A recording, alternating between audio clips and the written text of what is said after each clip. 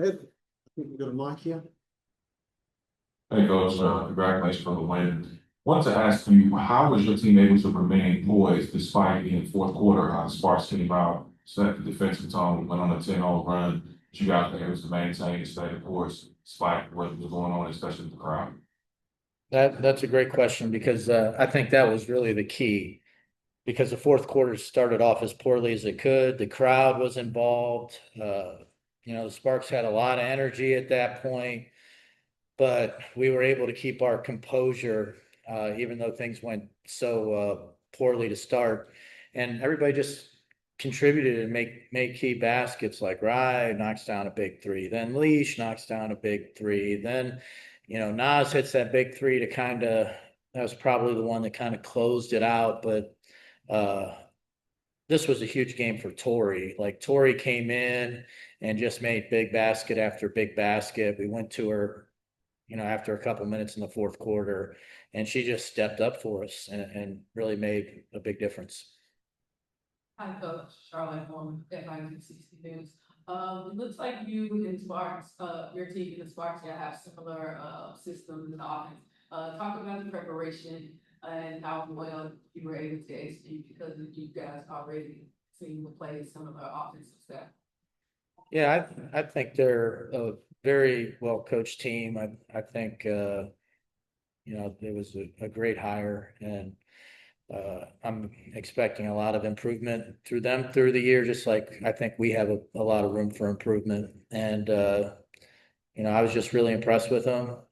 We do have similar styles. I don't think that we were able to defensively execute our game plan at the level that we wanted, particularly in the second half. But you just have to give them credit. We had a big lead and they just refused to quit. And uh, I feel good about the fact that we were just able to make some plays down the stretch and leave here with a win. Coach Larry Sanderson from the Post. How big was this get this win at Alabama was good? Being early this season, and you'll have a lot of home games coming back to Atlanta. Yeah, I mean, I think it's big. You get a road win, especially you're in a situation where you have a big lead and they come all the way back, and I think it got to two, maybe. Yeah. Is that what the closest was? They brought it all the way to two. That would have been, a tough one if we would have let that one slip away. So You're one set by 17. yeah, 66. that's what I'm saying. That there'd be a much different face in front of you right now had it gone the other way at the end, and it could have. And I just give the Sparks a lot of credit for making that run in the fourth, and I give our players a lot of credit for not letting it affect them to the point where they couldn't close the thing out.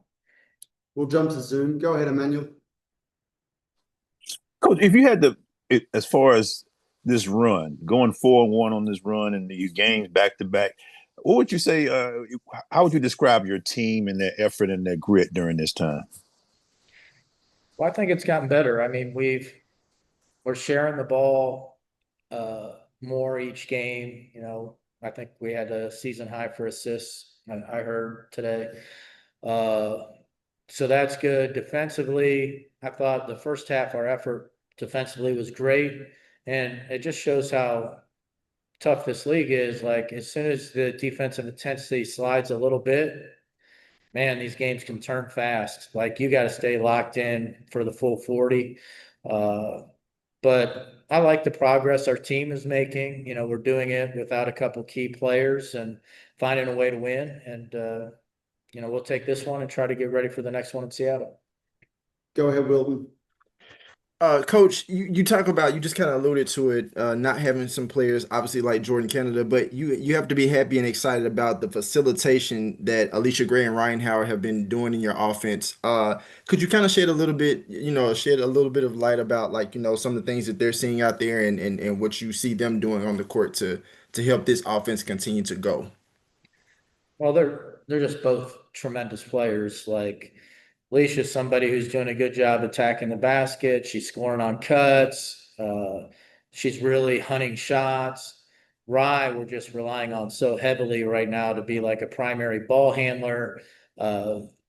she's trying to lock people down on defense, and then, we're trying to still get her some shots when other teams are really designed to try to limit her good looks. So I think both of them have been outstanding so far. And, I think as they even get more comfortable in our system and Rye gets to play, when JC gets back, Rye will be more in a natural, being able to mix up, being a primary ball handler and playing off the ball more. I think that'll be, even another step for her to show what she can do.